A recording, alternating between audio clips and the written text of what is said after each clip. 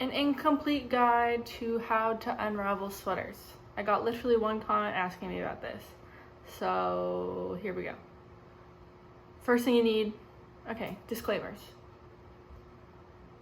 This is not a good guide. This is just how I do it. I'm not going to a thrift store today, but maybe one day I can go to the thrift store and like show you what I look for there. But I'll just do a rundown of a couple things that I'm always on the hunt for when I'm looking. And yeah, here we go. Okay, so this is the sweater that we'll be unraveling in today's video. So there are 3 things that I look for when I am at the thrift store looking to unravel sweaters. First thing is like the size of the stitch. This one's pretty small, and it's like, okay, commercial sweaters, here I have an example. Like commercial sweaters are normally like teeny tiny, like thread. If you look at this, it's like thread. Compared to this one, maybe you can see like the stitch is much larger, and even this one is gonna give like really thin thread. So ideally you want something even chunkier knit than this, but this was as chunky as I could find at the time when I went. So the first thing is look for chunky knit. I don't even look at anything that isn't chunky. So like that's the first way that I eliminate items. Next is you're gonna go like, it's normally in the bottom thing, and you're gonna look for the tag. Lots of people cut these out, which is annoying, but if they aren't cut out, you're gonna look for what it's made out of. This one is 100% lamb's wool. So for me, that's worth it to unravel. Like, I'm not gonna go through all this work to unravel a 100% acrylic sweater, because I can just buy the yarn probably for the same price. But for like a sweater's quantity, okay, we'll talk about that in a minute, but a sweater's-ish quantity amount of 100% lamb's wool, I would not be able to buy for $6.99. And then the third, okay, that was number 2. So number 3, the third thing is you need to look for like a pretty large size. Like this is a men's small. It like would fit me, however, I'm gonna make this into a slip over, so like a vest top, so it shouldn't matter, because almost always you're gonna have to hold the yarn double. Like this is gonna come out super thin, you'll see later. Like sock, I would say this is probably thinner than a sock yarn. I'm not like super hip with yarn weights, but this is probably a lace weight. So you're gonna have to hold things double. So if you're gonna hold it double, then like a sweater that fits you is not gonna fit you held double, if that makes sense. So you need to look for either in the men's section or in at least like a size or 2 larger than you are, so like large, extra larges, to just make sure you'll have enough wool. Because while it's amazing to get like tons of wool out of, or yarn out of a sweater, like you can't go and buy more unless you happen to find an identical, the exact same sweater. It's not gonna happen. So you're like stuck with the amount that you have. If you have a kitchen scale, very handy, so you can like weigh how much you have and use that to look at patterns to see if you'll have enough. Or you know, you can weigh it and then, you know, do the wraps per inch thing where you like wrap it around a pencil or something and measure how many wraps you get an inch, to like find approximately what kind of weight and what kind of yardage you have. But the hardest part, and the whole time I'm knitting with reclaimed wool, I'm just stressed that I'm gonna run out. So this should be fine, because I'm gonna pair it with a fluffy kid silk alpaca and a kid silk, I don't think it's kid, like a alpaca silk, that's what it's called, an alpaca silk. And I'm also gonna be making a slip over, so the lack of sleeves should help a lot. Anyway, so those are my 3 things that I look for at the thrift store. Chunky knit, 100% natural fiber, and in a large enough size that I can actually get a garment out of it when it's all said and done. Realistically, I in the past have done those cashmere sweaters that does not follow number 2, because that crap ends up like lace, like it's so thin, but it's cashmere, so like I'll do it. obviously the thinner it is, also the more unraveling you'll have to do. So yeah, those are my tips. And then I guess we'll get into what you need. So first thing you'll need is a sweater. Okay, there's really only two things I think you absolutely need. One is a seam ripper, you know, to rip seams. And then the second one is one that I think is important, but is use your own discretion, but a face mask. When you are pulling these sweaters apart, like tons of fibers fly up, and it's probably not in your best interest to be breathing those in. So you really should, I try to do it outside. It's getting colder in the northern hemisphere now, so maybe outside isn't possible. And then I also try to wear a mask because I do find that I'll start coughing afterwards if I don't. And in a post-COVID world, we all have these kicking around, I think, so it's kind of worth it to just put it on, I think.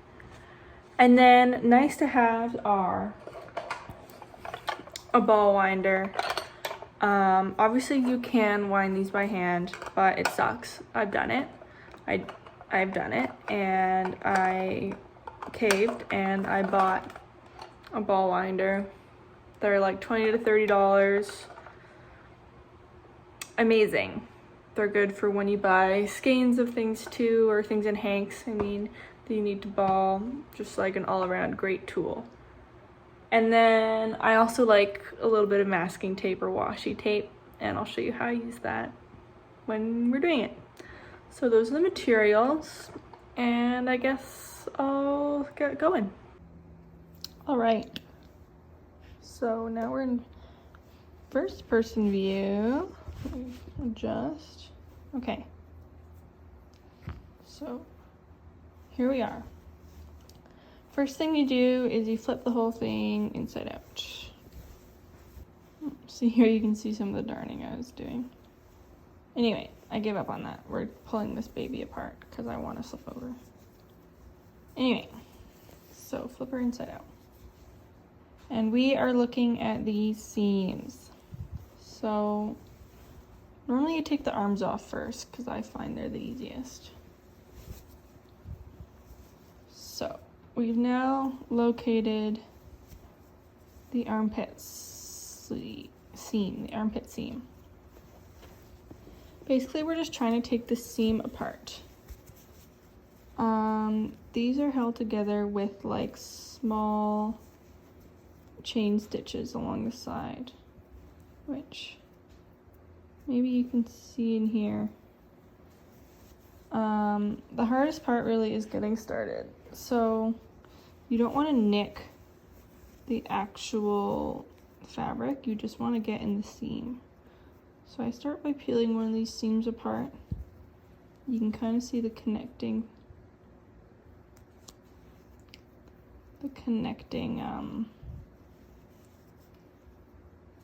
maybe you can't, oh my god, it's hard to see. Sometimes it's easier to see from the front. The connecting, the stitches, not the fabric. These are the stitches that held apart. So you're gonna seam rip a couple of those, kind of flipping between right side out and inside out.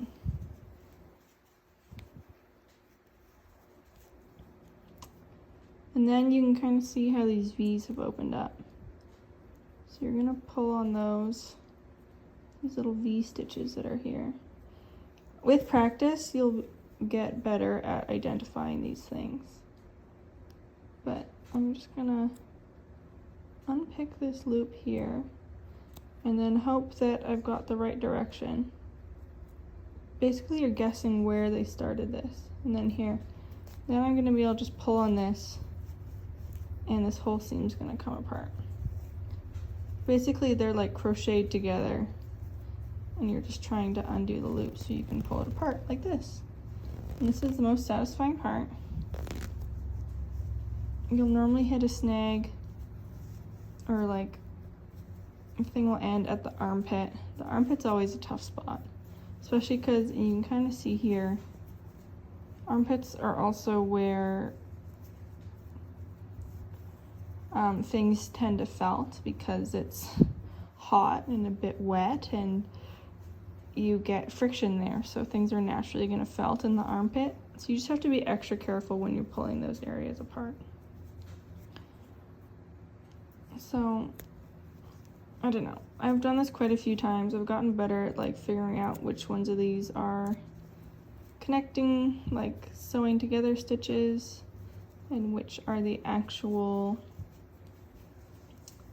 you know, the knitting of the sweater. Sometimes the seams are done in a different yarn, which can be really helpful. I feel like that's not the case this time.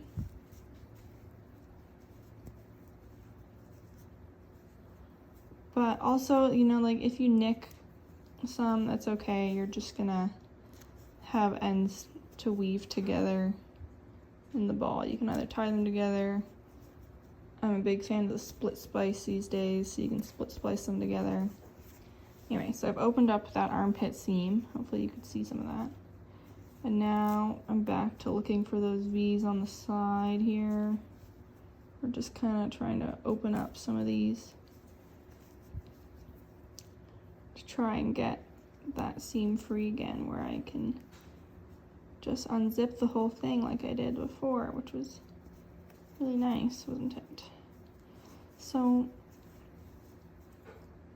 yeah, anyway, it's possible also that this isn't the correct, oh, see there, I did the wrong thing, and now there's gonna be a hole there. So when we get to unraveling, that's just gonna, it's gonna be annoying, but you know, shit happens. Shit happens, obviously. So we're back. Might try from the other side. Maybe it goes that way instead. Okay, see? There's a V of the crochet seam. Oh, yeah, this was definitely the right direction, I think. So yeah, I would have never gotten anywhere doing it from the armpit down there. I'm just pulling this guy apart. There we go. So I like to pull this guy out, and I like to, it's kind of a combo of pulling on this and then pulling the fabric apart. But there's another one. Doo-doo-doo. See, once I'm getting into this felted armpit, it's much more difficult.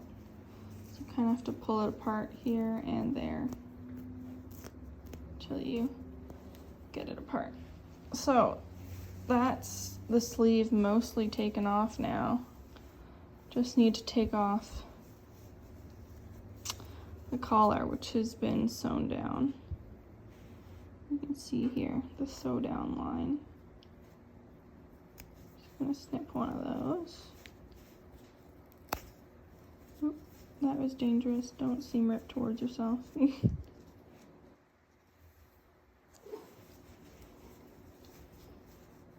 I'm just kind of pulling things, looking for the seam stitches as opposed to the stitches of the actual sweater. Alright, here it's more obvious. You can see the V. And I believe it's going down this way. So, just gonna pull one of those apart. There we go. Whee! So I like to just pull it up like that. And then you can take off the whole collar. Oh, okay, this guy has actually this really fun decorative patch, which kind of appears to be just sewn on. So I kind of like that, so I'm gonna keep this little thing. Sure, I'll make it into, well, okay, I'm not sure I'll make it into something, but I'd love to make it into something. It's quite cute. I could even stitch it actually back onto the slip over I'm planning to make. That could be kind of fun. Sorry, I don't know where the camera is. I'm not doing a good job. Anyway, and then this is just regular seam ripping, if you've ever sewn or seam ripped anything. Just kind of be careful. I'm just really trying not to pull too hard and snap anything. Or, oh, how's this done here? All right, and we're almost at the end. Oops.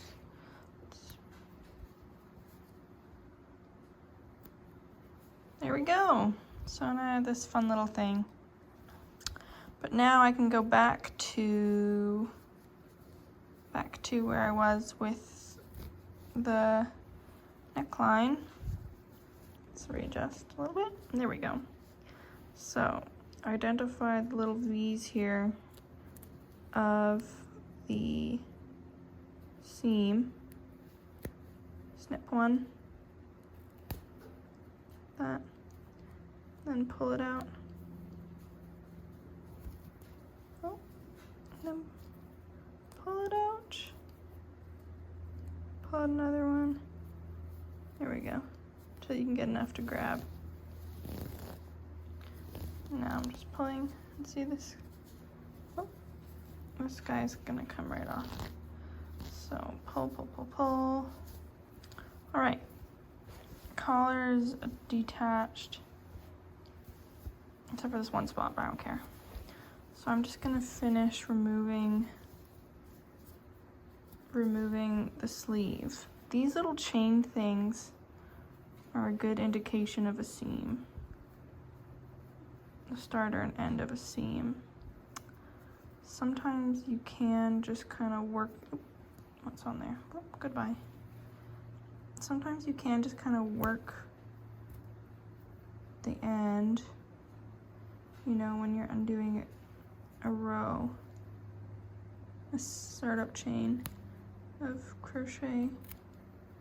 Same thing here. Trying to, but the thing is, this could be the end of the row of crochets, so like, who knows? Who knows? Not I, not I. Oops, everything's falling. Everything's falling, nothing's in frame. I'm not a good video maker, okay?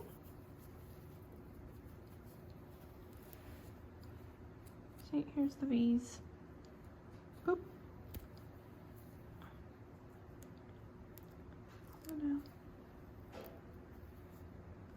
I find sometimes I have to pull out two to get anything that's long enough to pull on. Oh, I ripped it.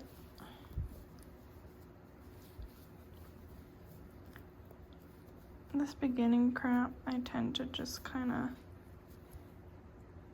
just rip my way through. Like, I don't know, I just can't be bothered.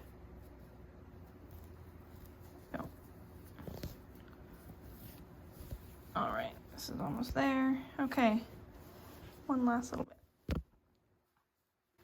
So obviously this is just me removing the one sleeve. You do this for all the panels. All the panels. So both sleeves.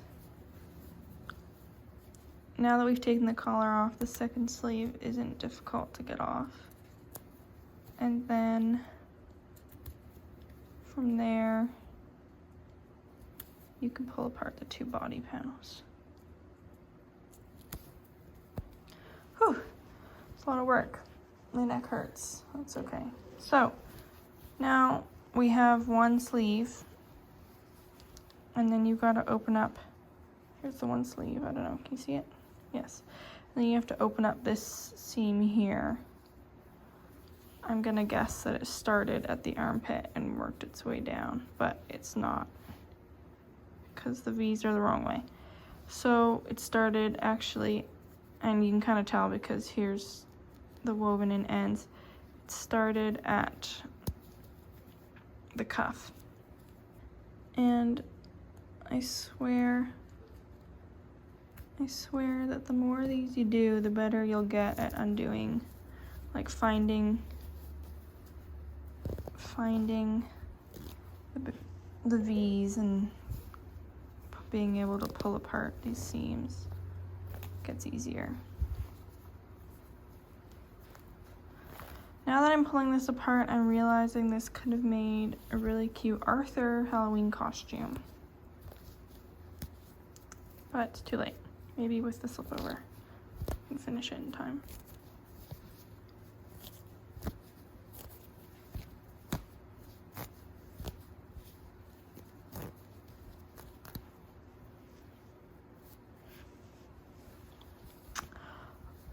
I normally don't save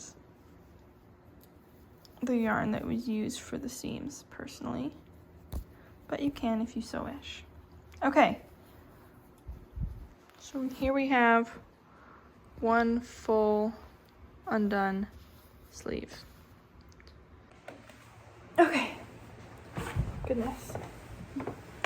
It's not the best angle, but I'm working with what I got. So, one undone sleeve. Once again, you're going to do this again for the other sleeve and then the front and back body panels. Now, this had a hole and I darned it, thinking that I was going to wear this with a darned sweater. Thinking I was going to do like this cute visible mending thing and like have it darned. So I'm going to just quickly get rid of this. Okay, I'm back. So, sleeves are normally knit from the top to the cuff.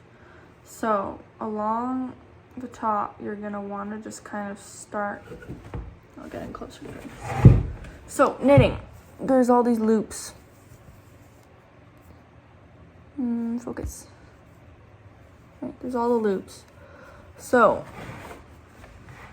you want to start to like pull at the loops. You want to like pull. Okay, don't focus on me. Focus on the knitting. Focus on the knitting. Maybe I can show you the other way. 1 second. There we go. Okay. So you want to pull between the loops like this. This one's kind of weird and rough, but like, you just keep pulling on them until you start going back and forth. Look at my weird ass setup. You're on like a bunch of chairs. Anyways, keep pulling. See, I don't know if you can see the fibers coming off, but this is why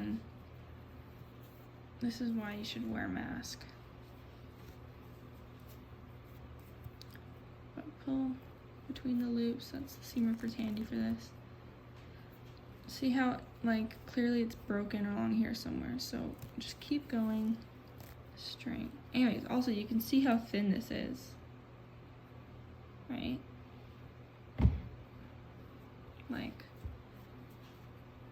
and this is, to me, at least in my experience at the thrift store, like a decently chunky sweater. So here I did a bad job of undoing the seam, so it's getting stuck. It's getting stuck. I'm not concerned, and I'm just gonna cut it off. Start again. So, I think you'll be able to see now. Oh, not yet. Oh, goodness. Okay. Pull between loops. Pull it off. Here we go. See, now we're going back and forth. Now is when you can start balling, or what I'm gonna do is we're gonna move to the ball winder. So I will see you outside. Oh, jeez. Okay. Okay. We're outside, we're on the stairs. I have my mask with me. You can't see me. That's fine. I have a mask with me. I'll put it on when I finish talking. I have a piece of fabric that I like to put under this, the arm. Can you see the arm? There. Under the arm, because I find that It makes a lot of noise, like going up and down. So we have this. We have this strand that's now pulling free.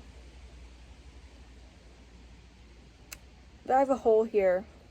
I'll show you what happens when there's a hole, but basically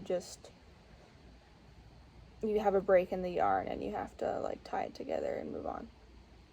So here is where I find the tape comes in handy, part 1. So part 1 is I like to tape it. Let's see, you'll be able to tell, you won't, but whatever. I like to tape the end into the top, just so it doesn't fall out. Then wrap it through. What am I doing? Wrap it through. There we go. And then you leave a little tension on here, or else it winds up less curly. But you're gonna start to go like this. Okay. And then with your other hand, once it's taut and coming out, the other hand I hold onto the sleeve like this. And this is where you put on your mask. Because it starts to get fibery. So we're gonna hit the hole pretty soon, so I'll show you what happens. Alright, so there's the hole. Basically, the string breaks. So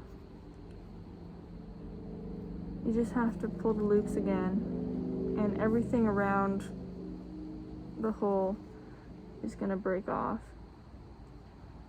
So you just keep pulling until you're back to something that goes back and forth.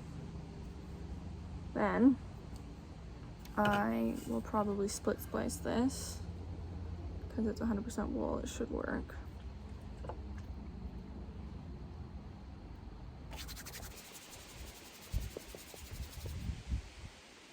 That's pretty good. Okay. Wind her back on. Hold the tension when you're restarting before it's going off the sleeve. Put your mask back on.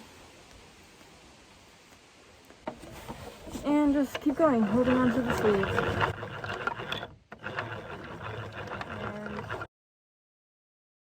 And I'm gonna do a little POV action as well.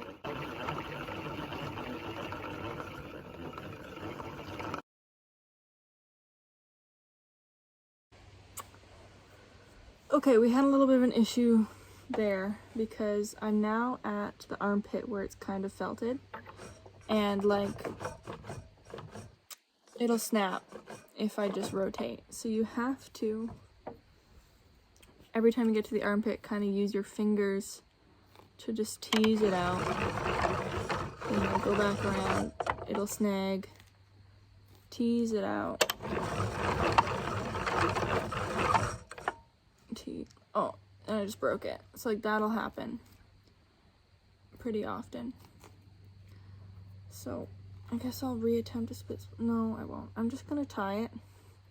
It's me being lazy. I'm gonna tie it, and then when I'm knitting, if I want to, I can split splice it, or just leave the ends in a different way. But just for the ball winding, I'm gonna tie it. So I find it's best to like spread the fabric with your fingers, and then like kind of just slowly tease it out.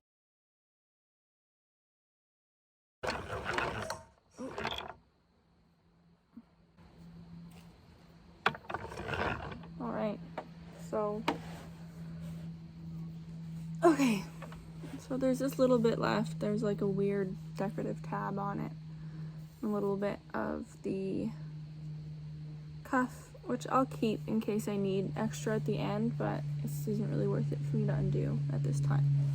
So here is my favorite bit about the tape, is you now undo the tape and tape both ends together to make like a little tab, and then you don't lose that, so you now have a really nice center pull from this tab.